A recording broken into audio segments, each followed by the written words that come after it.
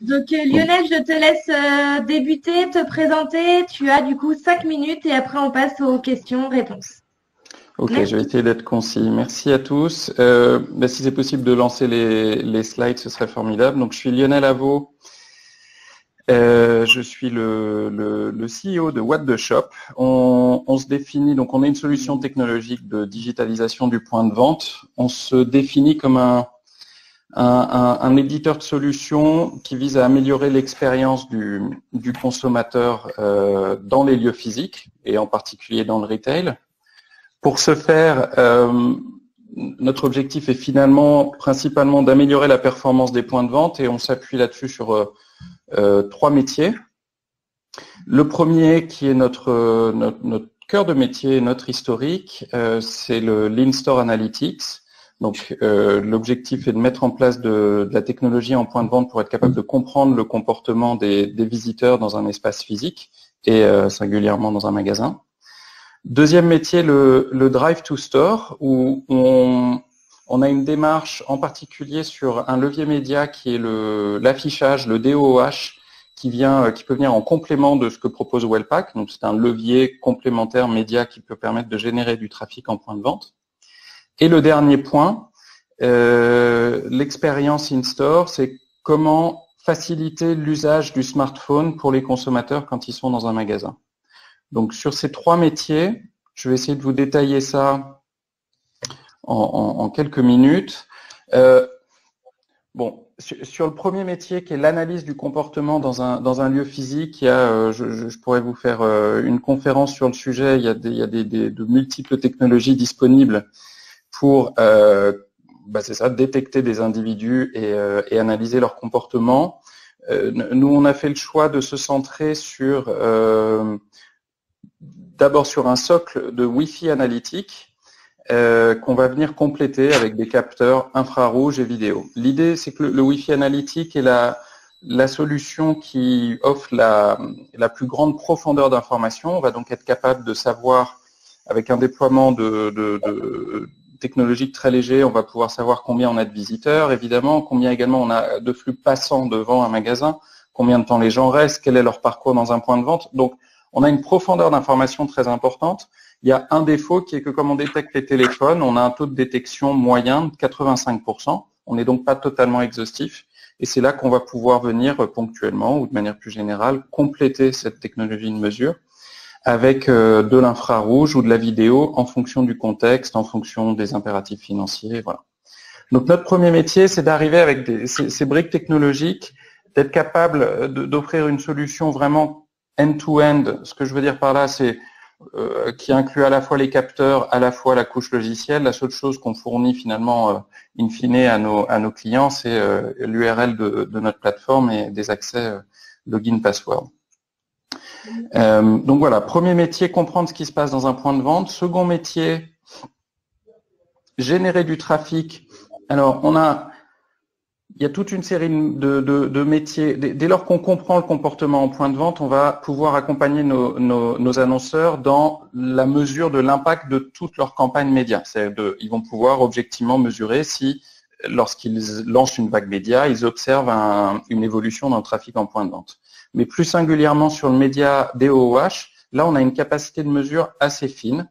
L'idée est que nous avons 3 catégories de clients, les retailers, les afficheurs, on compte par exemple JC Deco en Belgique parmi nos clients, les afficheurs et l'événementiel. Si je prends le média, si je prends l'affichage et l'événementiel, dès lors que je positionne un de nos capteurs dans ce lieu physique, donc sous le panneau ou dans un événement quelconque, et que notre technologie est également présente dans le point de vente, je vais être capable de mesurer finalement un taux de commun. Alors c'est important, j'insiste sur la notion de taux de commun, parce que dès lors qu'on anonymise la donnée, on ne va pas pouvoir suivre, fort heureusement d'ailleurs, des individus, mais on va pouvoir suivre des groupes d'individus pour respecter leur vie privée. Mais ça nous donnera l'information fondamentale qui est, voilà, en tendance, quel est le trafic généré par ma campagne d'affichage. Donc voilà, premier métier, la mesure du comportement en point de vente. Deuxième métier, faire venir les gens avec l'affichage. Et le dernier point, on a développé un outil de gestion de contenu qui permet en quelques clics de développer ce que nous appelons une application locale. Donc cet outil de gestion de contenu a toute une série de modules prédéveloppés qui vont permettre de faire des jeux concours, des cartes de fidélité, des avis clients. Et l'idée, c'est que les gens vont pouvoir accéder à ce dispositif sans télécharger d'application, mais soit en se connectant au Wi-Fi, soit en scannant un QR code, qui vont être les deux principaux usages. Je précise juste que avant la crise que nous traversons, le QR code était totalement inexistant, mais que il est très fortement monté en puissance ces derniers mois, ce qui rend l'usage de ce mode de connexion pertinent. Voilà en, je pense, à peu près 5 minutes. Ouais, parfait. Parfait, merci voilà. Lionel. On va pouvoir passer aux questions.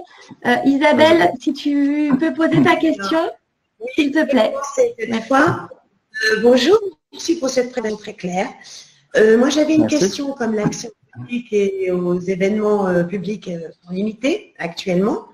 Est-ce que vous avez dû changer ou adapter votre modèle business et quels sont les retours de vos clients?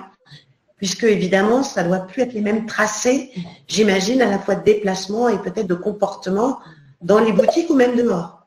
Voilà, c'était ma question. On a été, oui, très clairement, de par notre métier, enfin bon, comme beaucoup d'autres, mais au cœur de la tourmente, on a eu d'un côté des clients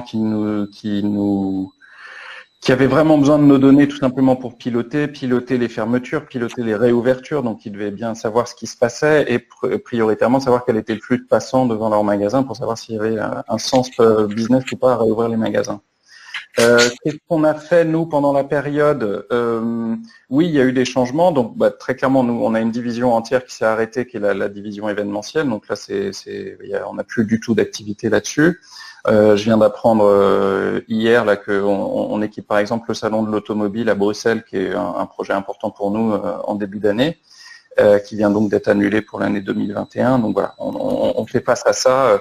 On a appris, pour vous raconter l'anecdote, on a appris, je crois, le 18 mars, je crois, ou je me trompe peut-être à 24 heures près, mais que Sony PlayStation nous annonçait qu'on était leur techno retenu pour tous les événements au niveau européen, mais bon, donc il nous l'a annoncé 2 jours après le confinement de l'Europe, donc c'était moins critique. Donc, voilà, on a été très perturbés là-dessus, mais d'un autre côté, nos données étaient assez critiques, donc très sollicitées par nos clients, et on a lancé, vous avez aperçu rapidement sur une dernière slide, on a lancé une borne de régulation de trafic qui permet de mesurer en temps réel le trafic dans des points de vente pour informer les gens si la jauge en fait est atteinte ou dépassée dans un espace physique.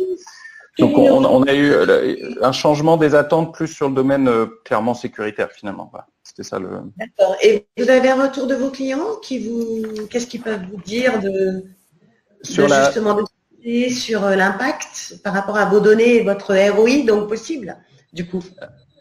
Alors, j'ai pas entendu toute la question, mais sur la partie borne de régulation de trafic, les retours qu'on a, c'est que, bon, très clairement, le ROI, il est assez immédiat. Hein, c'est qu'ils étaient contraints d'avoir des vigiles à l'entrée qui régulaient le trafic. Et là, on peut l'automatiser. Je tiens quand même à préciser que sur les moments de pic, on voit, c'est un phénomène sociologique intéressant à connaître. C'est pendant les premières minutes où l'écran va passer au rouge, donc va interdire aux gens de rentrer dans le point de vente. Là, il faut quelqu'un physiquement, l'écran ne suffira pas, le flux, voilà. Mais du coup, ça réduit le temps de présence à quelques minutes. Dès lors que la dynamique est lancée, les gens sont disciplinés, mais il faut le lancer. Et après, sur l'utilisation des données, comment dire, nous on a vu grosso modo ce qui est sorti dans les médias. On a vu des vagues de reprise très fortes dans la vague de déconfinement, avec des taux de transformation passants-visiteurs qui étaient très élevés, donc par rapport aux périodes habituelles. Enfin voilà, on a vu énormément d'anomalies, d'évolutions qui ont entraîné des adaptations de nos clients. Voilà. Je sais pas si j'ai répondu que. Parfait, merci beaucoup. Et j'ai une question sur le chat. Je ne sais pas si vous souhaitez que j'y réponde, si j'ai encore le temps.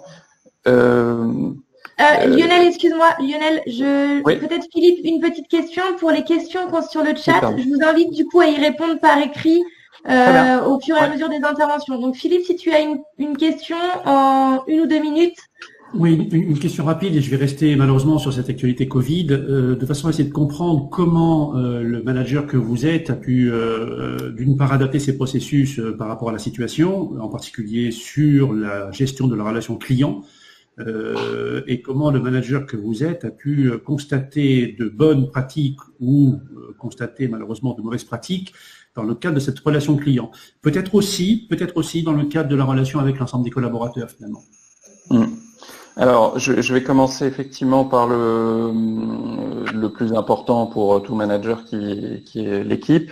Bon, nous on a une chance qui est que c'était assez simple opérationnellement de partir en télétravail, donc voilà, encore aujourd'hui, on fonctionne en télétravail avec des dates hebdomadaires, on prend des tranches horaires hebdomadaires où on se retrouve par petits groupes pour malgré tout maintenir le lien. Mais donc on a mis ça en place immédiatement. Enfin voilà, dès le début du confinement, c'était techniquement possible de par notre métier. La partie la plus complexe, c'était les interventions en magasin où voilà, pour être clair, au début, tout le monde découvrait, donc c'était un peu tout et n'importe quoi pour être très honnête, et donc c'était assez difficile de faire maintenir des règles de respect de mes collaborateurs tout simplement. Donc ça a donné lieu à 1 ou 2 appels un peu enflammés de ma part.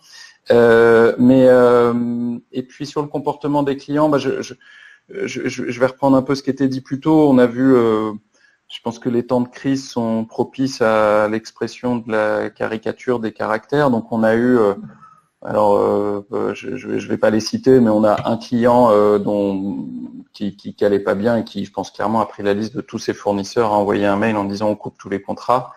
J'ai pas un appel, rien. Enfin bref, bon, c'était illégal. Bon, c'est bon, pour le moins médiocre, dirons-nous.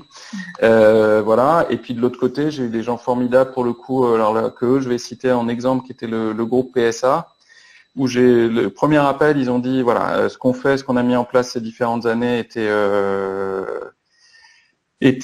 voilà, enfin, ils ont valorisé le travail qu'on a fait et donc ils ont dit qu'on ferait partie, les startups feraient partie des prestataires qui seraient préservés en priorité. Donc voilà, je trouve que c'est important de le saluer et de les citer. Donc on a eu un peu tout, évidemment avec toutes les nuances qu'on peut imaginer entre les deux. Voilà. Merci beaucoup Lionel. Merci. Je t'invite à répondre aux questions. Oui, je vais faire ça immédiatement. Oui. Les différents intervenants, vous avez des questions sur le côté. Oui. N'hésitez pas à y répondre. Et pour les personnes qui nous écoutent, il y a un système de sondage. Donc, on vous invite à y répondre pour aller plus loin avec l'une ou l'autre des entreprises qui sont présentes avec nous ce matin. Merci beaucoup Lionel. On va faire rentrer. Merci à vous. Je réponds immédiatement. Super, merci.